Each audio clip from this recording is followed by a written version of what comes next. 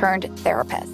Our focus in these episodes is to humanize the athlete experience beyond the lines of their arena. In this podcast, we will explore the whole athlete, highlighting the mental, emotional, and social aspects of their journey. Hello, and welcome back to the Millennium Counseling Podcast. My name is Alessandra DiPace, one of the interns this year at the Counseling Center. I am bringing on a guest today. Kind of biased view on it is my cousin Katie. Katie's a registered dietitian and a former athlete.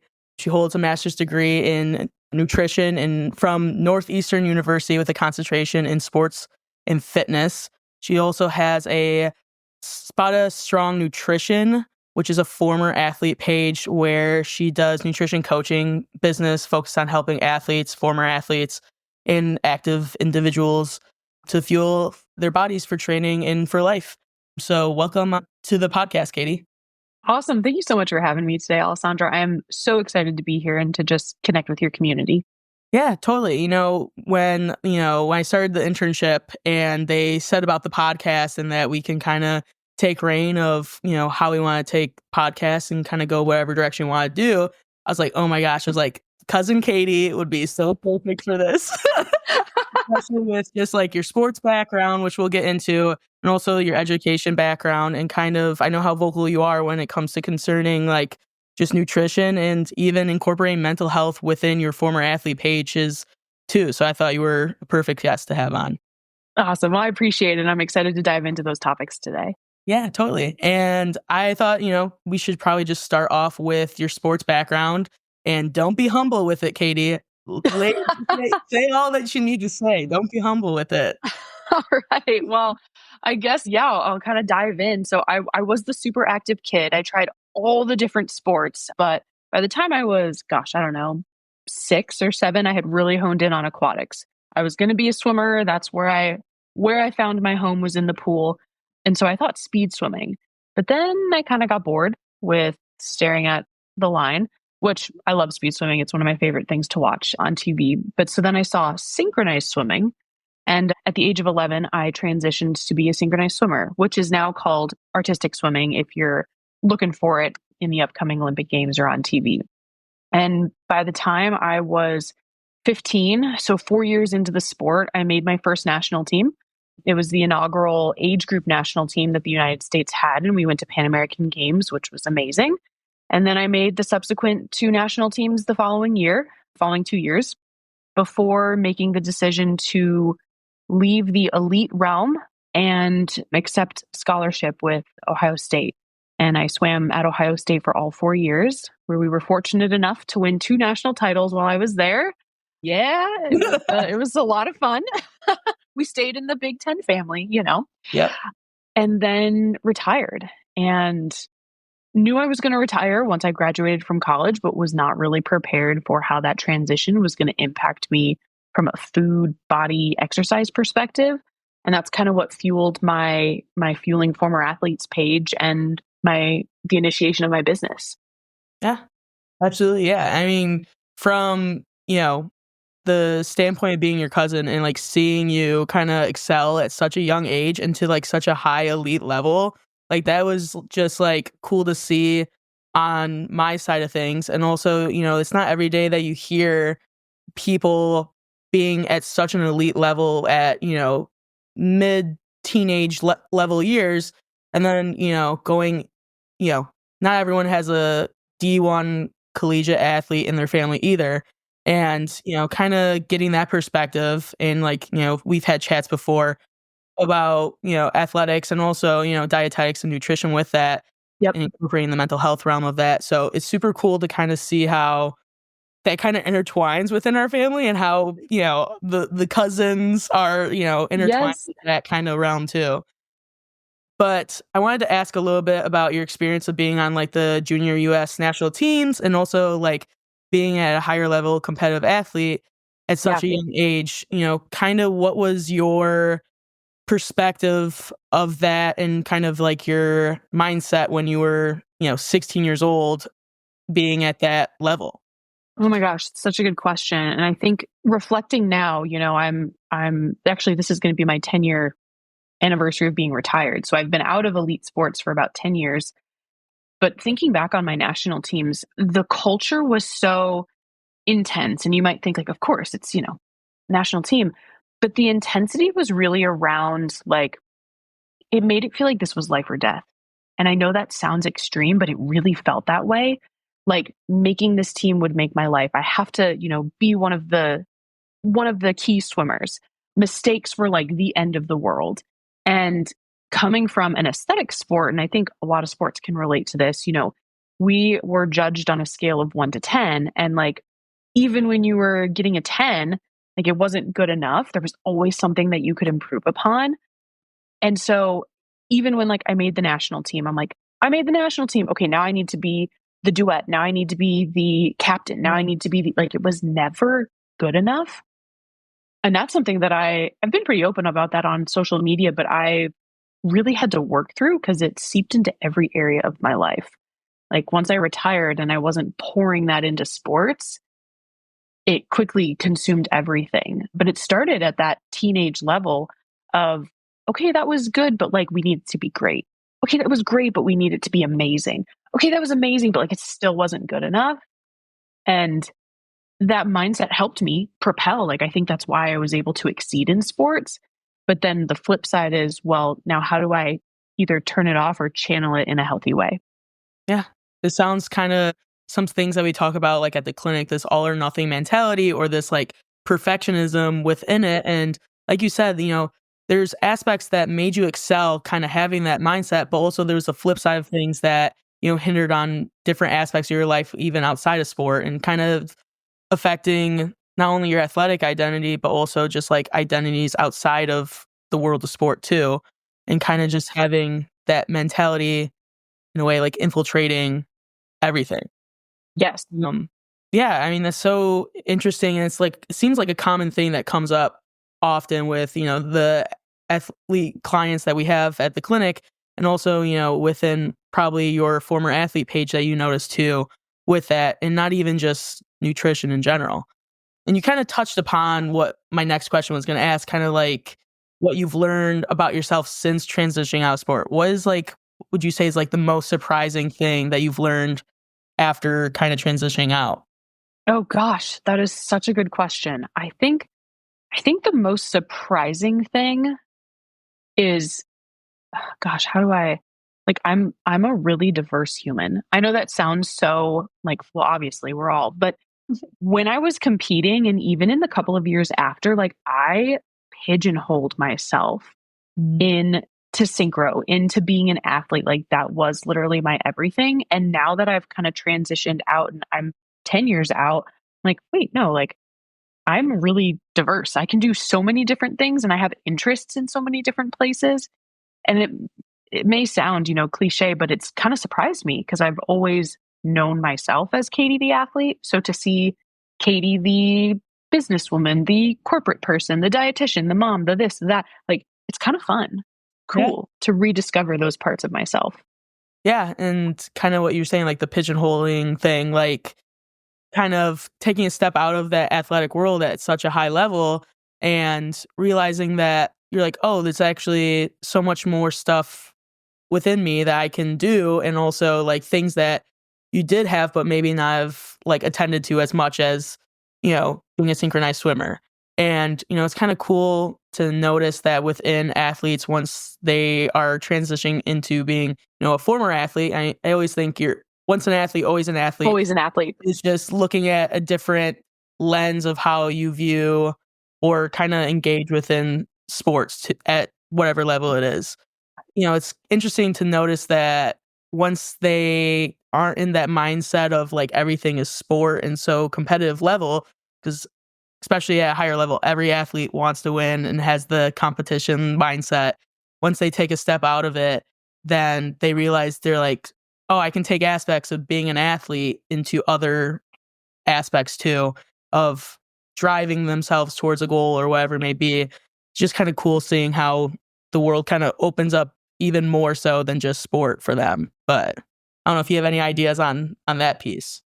No, absolutely. I think something that I'll talk about with my clients, even from a nutrition perspective, is taking your or taking your athlete mentalities and using them for your benefit in life after sport. Hmm. How can we use them to be beneficial instead of burdensome?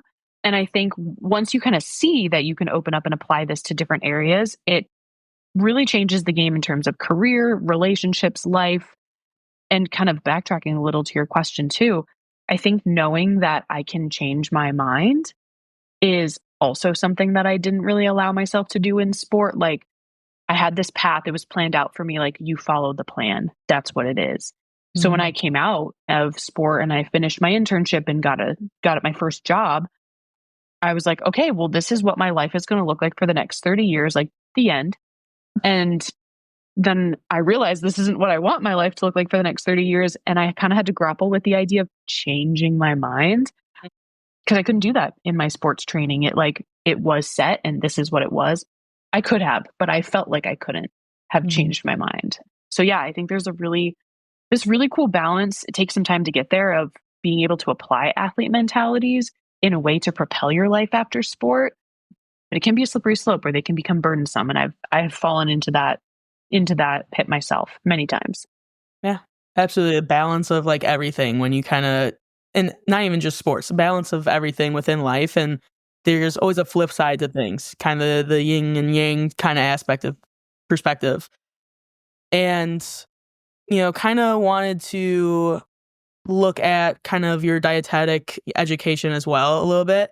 Yeah. When you were a college athlete, you're also studying and you were studying, nutrition and dietetics, specifically with like more of a sport and fitness background as well. How did, studying that kind of intertwine with your athletic identity? So just for the sake of transparency and to just be really, really relatable here, I got into nutrition because, again, coming from an aesthetic sport, there were a lot of body image expectations and Mhm. appearances that were kind of required of us. And I really wanted to know the code to being skinny, if I'm being just super transparent. So I was like, study nutrition, obviously. Then I'll know. And it's not that Yeah. straightforward. My education actually enlightened me on a lot of things: diet culture, the challenges in sports, a lot of these body image pressures that are just unrealistic, and how they can create these disordered behavior patterns, which we can always talk about. But that was why I decided to become a dietitian originally, was because I personally struggled so much meeting these expectations that I thought were the gold standard from a body perspective. And I wanted to know, how do I do it? And my education led me actually down to realize, like, there's ways that you can fuel your body for performance, and there's ways that you can fuel your body for aesthetic, and they don't always line up. Yep. So I say all the time, if I would have known then what I know now, I wonder how much better of an athlete I could have been if I actually fueled my body appropriately. Yeah. And I feel like that's a large message you send within your former athlete page, which we'll definitely get into and talk about, is, fueling your body and also feeling guilt free when it comes to food. And, there's different ways to view food for people. Yeah. It's could be fueling, it can be like a tradition, it can be a community aspect bringing people together, it can be a million different things. And, it sounds like when you're in that space of that athletic mindset, it was, like you said, kind of how to do the cheat codes of for the aesthetic aspect of your sport. And, kind of having that reflection piece of maybe if you did it in a different way, even though you did achieve such high level and championships and whatnot, there could have been different aspects of it and also maybe even more enjoyment within the sport because of fueling your body properly and not being so like I need this one piece to be right so that I can be everything I can be in my sport type thing. But I think Yes. hit on a lot of good points on that part. Yeah. Yeah. No, I agree. I think the enjoyment piece, I jokingly now, but realistically, say I lived my life for like 10 years in a perpetual state of hunger. I was Mm. like, oh, wait, no, I'm not actually a mean person. I just was hungry. I just needed a carb. I can laugh now, but I think a lot of times the food is fuel mentality in the world of sports really taints our interactions with food. And that's something that I really want to work on shifting is the culture around food in sports. Yes, we need to fuel our bodies to perform, but also we need to fuel our bodies to perform. We can't be there's that line, same thing. There's that line of like over restricting because you're an athlete and then also taking the well, I'm an athlete, I can eat whatever kind of Mhm. approach. We want both fueling and enjoyment. Absolutely, yeah. And kind of, you know, having those conversations with people brings more light to it. And I think, with the nutrition side and kind of finding the balance of, the performance, also enjoyment and balance between that. And also kind of what we do here at Millennium of, finding the balance of, sports performance, mental aspects, and just general mental health. And we always chat about this spectrum. And, whatever the athlete comes in with or the client comes in with, we'll try to help, formulate some sort of treatment plan to find where you land on that. And, what are the goals that you come in with and how we kind of collaborate and uniquely make something or a plan for you for whatever your goals are.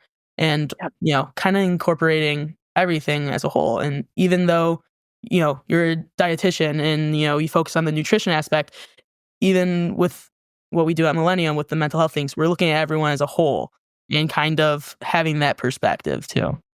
I love that whole human approach.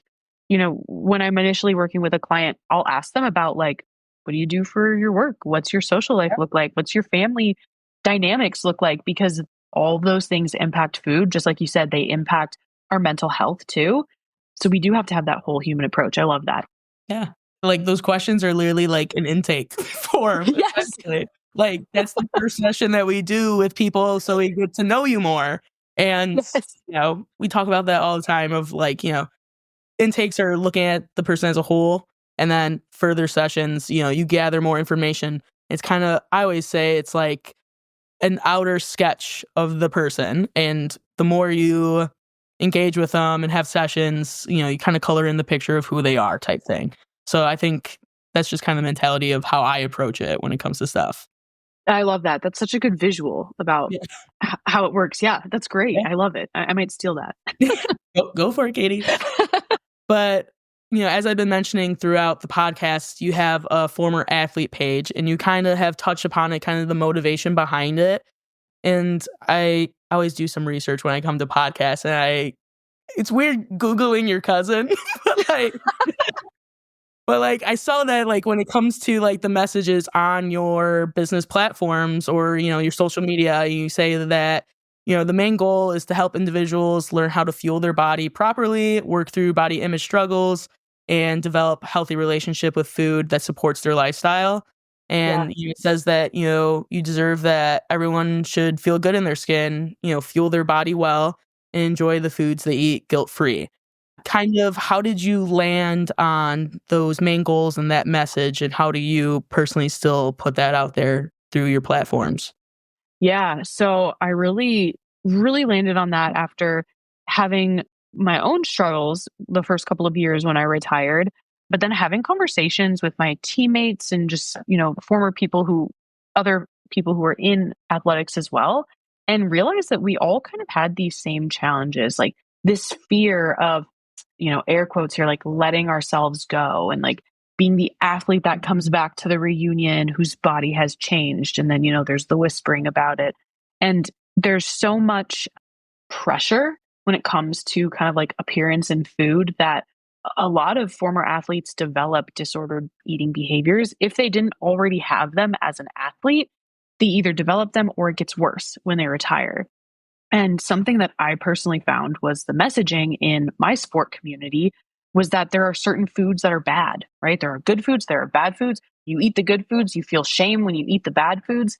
And once I started to kind of dig into another side of dietetics, which is kind of the intuitive eating side, it shifted my mindset around food. And I realized how applicable and how helpful this could be for former athletes. So the guilt-free piece is, when I think of guilt, and this is just my personal take on it, but when I think of guilt, I'm like, you're doing something wrong. Mm-hmm. You should feel guilty because you're doing something morally wrong. And why do we feel guilty for eating food? So I think that the guilt-free piece is really important because former athletes are really hard on themselves, generalizing kind of that statement. It's really easy to feel like you're doing things wrong when you eat. And a message I like to say is it's never wrong to give your body food. It's never wrong. Yeah. Like these are kind of extreme examples, but it kind of applies here. Like, do you feel guilty for breathing? You got to breathe to live. You got to eat to live too. Yeah. If you got to pee, like, do you feel guilty for being like, I need to use the restroom? Those are some biological things that the body needs, and food is the same way. So I landed on that because I think guilt is something that a lot of former athletes carry around, and food is one area where we do not need to feel guilt. So I started sharing about that on my platform, how I transitioned myself. I am my own client. That was my own personal experience too. And so sharing how I've been able to transition my relationship with food and live it out today. And I've gotten a pretty decent response. People really appreciate the transparency. And I think I'll call it out. Like I'll say, sometimes people are like, whoa, but sport can be a socially acceptable way to have an eating disorder.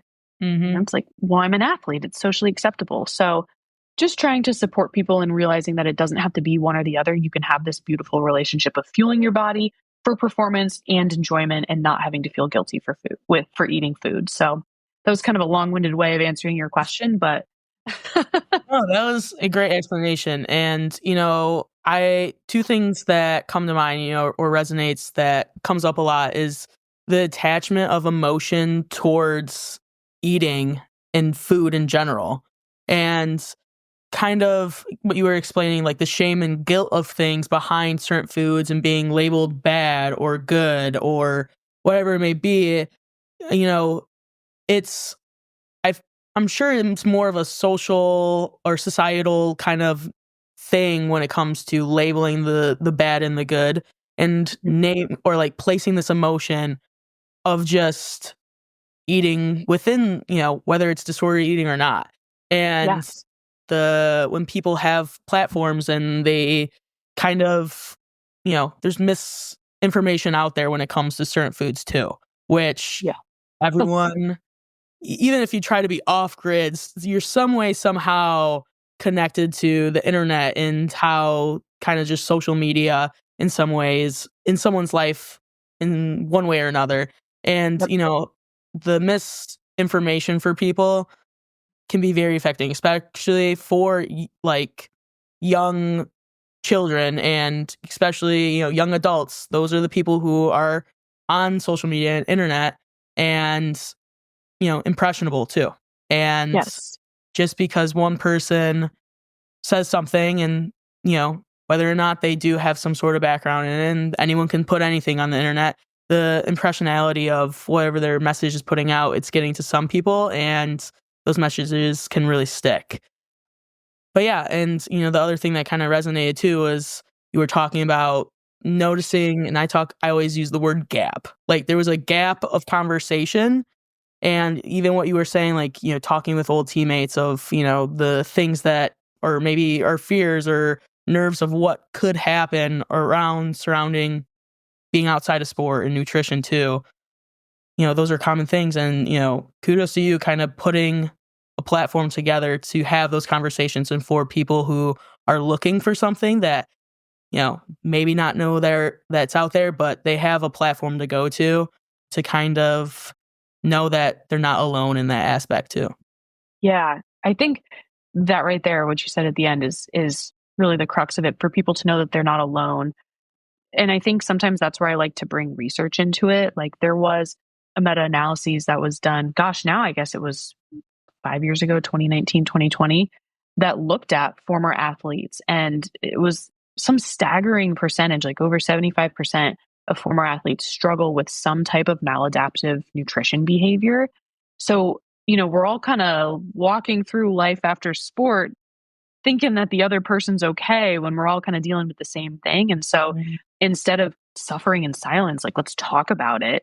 Let's see what we can do to improve that. And regardless of what sport culture you came from, whether it's the aesthetic or like the more strength focused or endurance focused, a lot of the transition that athletes experience leads to the same path: struggle with food, struggle with body image, struggle with exercise. So yeah, just kind of bringing awareness to that, like you're not alone, and it may not be normal, but it's common. Yeah, So yeah. exactly. Yeah. And that kind of relates to where I was going to go with my next question, is kind of noticing the patterns and how different athletes, and kind of what you already touched on, no matter what sport culture you came from, whatever sport you played, kind of handling that transition out of sport. Or maybe if you even work with clients that are still in sport or just active individuals, what kind of are, like, would you say, like the two main patterns that you've noticed since working with that population? Great question. So, generalizing, I'll kind of divide it into two populations. You have the aesthetic sports, think like ice skating, dance, swimming, gymnastics, that sort of a type of sport. And then you kind of have all the other sports. And the two sports, we've got the aesthetic sport. They often come with disordered eating behaviors already. It was part of their sport culture. They developed this mindset. And then when they go to retire, those behaviors get worse because now there's this fear: I don't have dedicated exercise time to maintain my appearance. And appearance is a big thing in a lot of these sports. You're judged on your appearance. Mhm. And so those disordered behaviors kind of tend to snowball. Then there's the other side where it's like, well, I'm, going to football practice and I'm going to burn X amount of calories. So, like, yeah, I can eat this burger with fries. It's not a big deal. Then they retire and they don't know how to listen to hunger fullness cues. They don't know how to understand a balanced plate on a day that you're not working out, on a day that you are working out. And then their bodies start to change, and that spirals into a whole other issue, which leads both populations to this challenge with disordered eating. A lot of athletes get stuck in the restrict binge cycle when they retire, even while they're still competing, because they don't know how to balance fueling for performance, the aesthetic pressure, and also enjoyment. Like, how do you do all three? And so that's kind of where I see the two populations when I kind of divide it out. I either am having an aesthetic athlete coming to me, or, kind of like an endurance athlete coming to me. And that's where they tend to end up. Yeah. I feel like just overall, especially when like your focus is nutrition, and, with like my background in just mental health, trying to find the connections there with it, it sounds like a lot of it has to deal with the structure of routine and the going out of that routine of from 5, 6 days a week, whatever it is, multiple trainings a day, and fueling your body through that. And then going to the point of, I don't have to wake up at 5 a.m. for 6 a.m. lift, or I don't have to be in the pool for 4 or 5 hours for practice, whatever it is. Kind of, again, with the balance thing of trying to find that structure and routine within their everyday, and also their structure and routine with nutrition, and also kind of incorporating their view about nutrition in that too. Absolutely. Absolutely. I think kind of hit the nail on the head. It's the structure and routine. Because when we think about it, okay, we leave sport, we leave that structure, we leave someone telling us what to do kind of 24/7. When I was on the national team, I had no control over my schedule. I was be here at this time, do this at that time, even down to the food. It was like, eat this, put this on your plate, right? So I kind of lost my self autonomy being a high level athlete because everything was dictated for me. I just had to show up and perform. And so then when you kind of come out of it and you're grappling for structure, you're grappling for control, food is a very easy, accessible thing to control. So it's like, well, I need to create structure somehow, and it can either go off the rails to completely unstructured, like eating whatever, or it can go the other way, like way too restrictive, because it's Mhm. easy to control. It's something that we can accessibly reach to. So that's kind of like the first thing. And then you said with the messages that come, depending on what sport you came from, depending on the team culture, the message that you've received about food has already kind of secured your mentality, your narrative about it.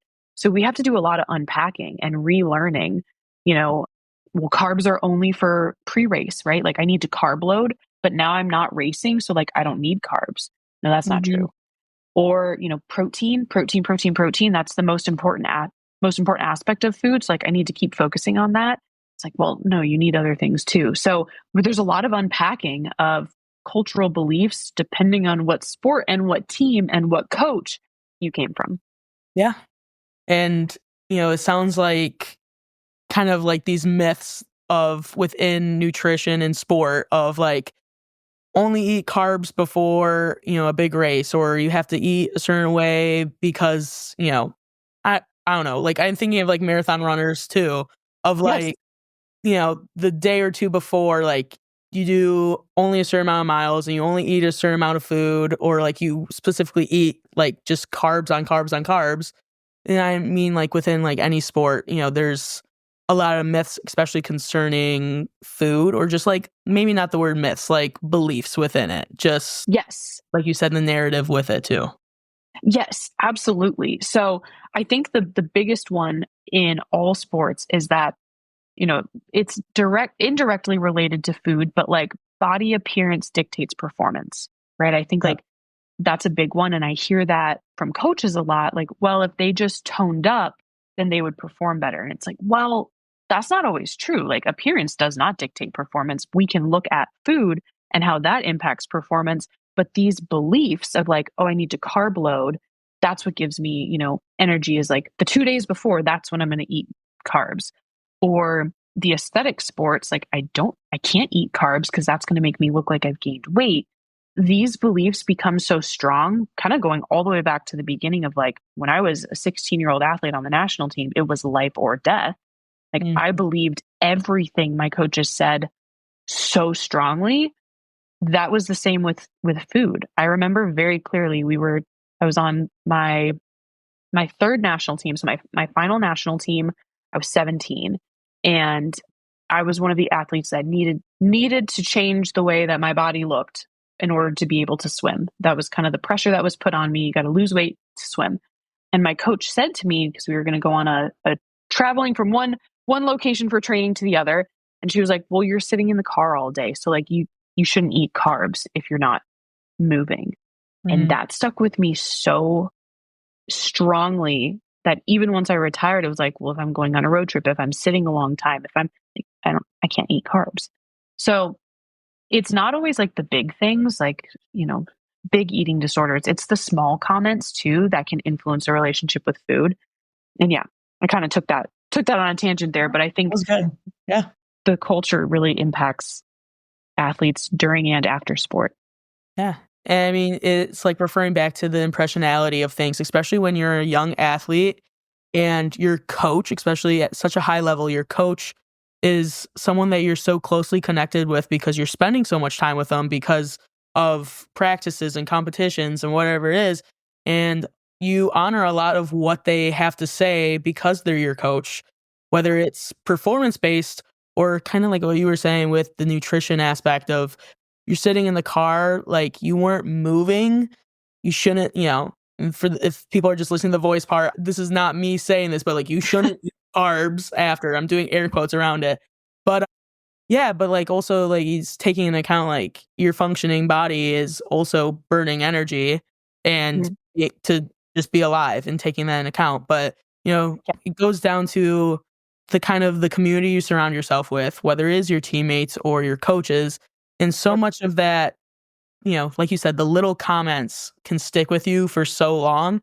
And, this is relating to just mental health in general of, with clients I talk to often, yes, it's big experiences that they talk about, but also there's such little comments that stick with them for so long that often add up to the bigger experience of what they're going through.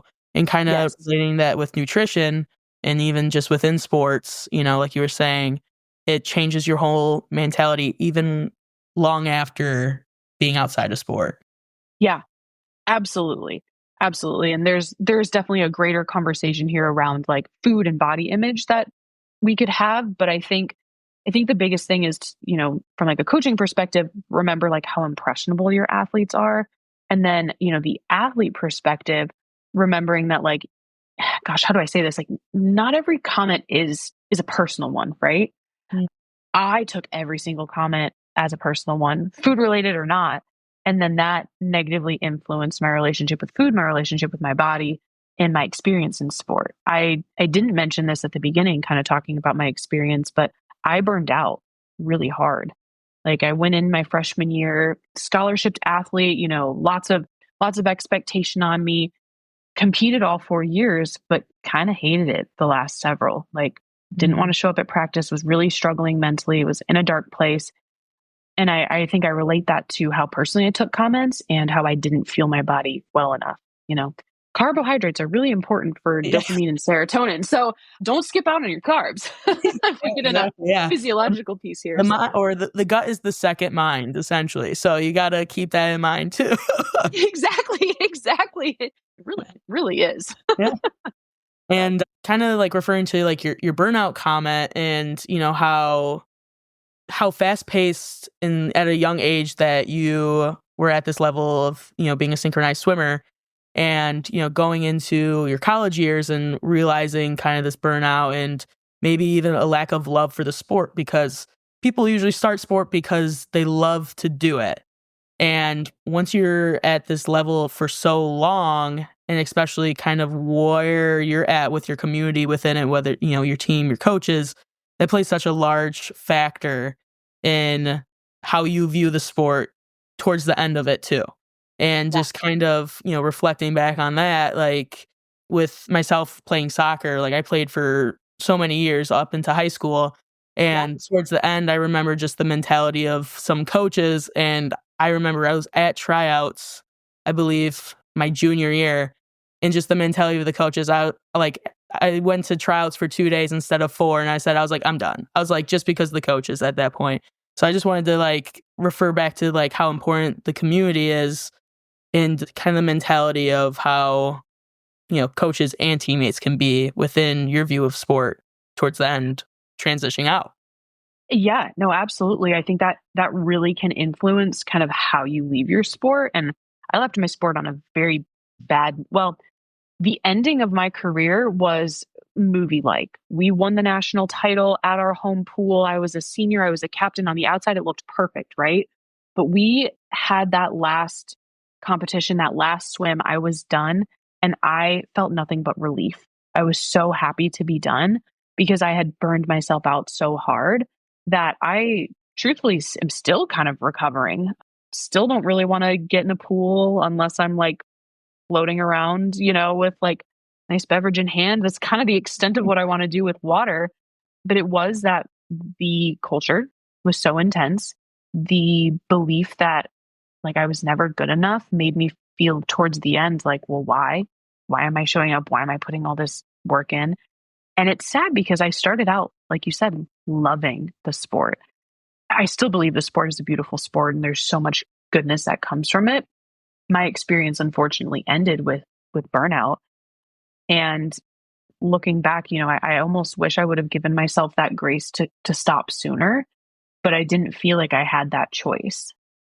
It's interesting. My husband and I will talk about it because he had multiple college scholarships for 3 different sports, could have pretty much gone wherever he wanted. And he did not pursue sport in college. He stopped. He just focused on education, and just hearing about our experiences, like he still has this love and passion for sport. And I don't. So it's kind of interesting to compare our experiences. And so, yeah, I wish I would have left on a different note. And I've been working to repair that relationship with my sport ever since. Yeah. I appreciate you like saying that because often, especially like you were saying, like towards the end of your college career, that you won the championship, it was, at home in your home pool. And from an outside perspective, everyone would be like, that's so perfect that it ended that way. And, whether you're into sports or not, like you might have that perspective on it. We're like, wow, that's so cool. And kind of everything fell together to have that beautiful moment. And when you look at it more at the individual level from the athlete, it may seem that way, but internally of how you're feeling can be completely different. Yes. Yes. And I think, as an athlete, and I have to give kudos to my college team. Like, they have really taken this new approach on mental health, which I love. Like, major kudos to the coaches on how they've kind of transitioned and worked that in. But I really didn't feel like I could share that. It was like, shove the emotion down, show up, you have a job to do the job. And like, that's why you're here. Especially as a scholarship athlete, I think there's a lot of other pressures because, now it's different with the NIL and all of that. When I was competing, that wasn't it. So I felt like I was being paid, air quotes, to do a job. So I had to show up for it. So yeah, if I could go back, which I can't, and I'm okay that I can't because it led me here. But if I could, I probably would have given myself the time and the space to step away for, a sophomore and junior year, see how it felt. And maybe I would have maintained that love. Who knows? But yeah, there's a lot of things that I think athletes shove down because they don't feel like they should share them. Yeah. And, that could be like a whole nother podcast of all the stressors that come with being an athlete, especially at the college level. And like you said, the scholarship aspect, like, if they're so burnt out and they don't want to play, but maybe they really need that scholarship to be there at that school, like that just prolongs them being an athlete and kind of pushing through, kind of having that mentality of, I just need to push through 2 years, and 2 years will go by fast, but 2 years is 2 years when you don't really necessarily want to do something. Like, that's a long time.